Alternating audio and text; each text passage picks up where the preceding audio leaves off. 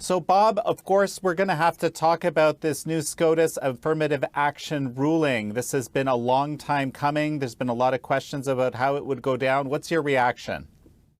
Well, I'm just absolutely delighted with the court's ruling because it ends the presumption that Black America is intellectually inferior and therefore can only achieve and advance if special privileges are extended to us. So I'm really glad that it ends this presumption of incompetence, and it will go back to the whole issue of equality of opportunity. I was born in 1937 during the Depression. During that period, elderly people could walk safely without fear of being assaulted by their children. Babies were not shot in their cribs, but they are today and have been for the past a few decades. But we keep being transfixed on race when we could deracialize race and begin to address the systemic incompetence, systemic crisis that exists of meaning and hope in these communities, and maybe go back to the future and say, if Blacks were able to make these great strides and accomplish great things socially and economically under conditions of Jim Crow, what lessons can we learn from how we were able to survive back then that can be applied today?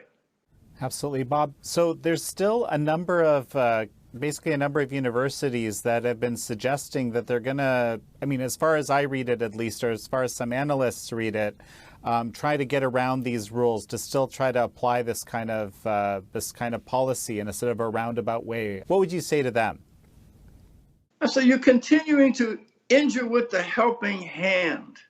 There are two ways that you can prevent someone from competing. The first one is to deny them by law, which we used to do under Jim Crow. The latter is much more insidious, is to tell people, because of your history, you don't have to compete. All you've got to do is show up. You don't have to work hard. In fact, we are not permitted to discuss personal responsibility. Oh, you're blaming the victim. But it was personal responsibility, hard work, our religious faith, our commitment to the nuclear family. All of these serve to protect the Black community during the times of slavery and Jim Crow. And yet, in the last 50 years, we got more Blacks killing other Blacks in 1 year than the Klan killed in 50 years. Tell me how affirmative action and these kind of patronizing programs are going to address that crisis.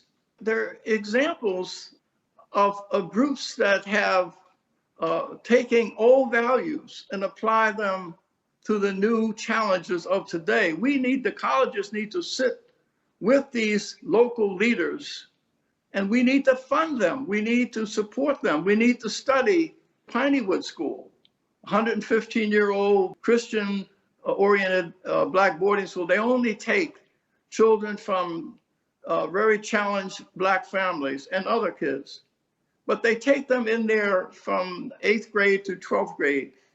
96% of them go on to college. They have mandatory chapel, mandatory work, where there is discipline and love. Camille Bradley, 23-year-old young woman who is a part of our network, born into a very challenging family, was homeless in high school, moved 9 times when she was in school. And she was with a mentoring program, a Christian mentoring program. They took her for a ride in a helicopter, and that inspired her.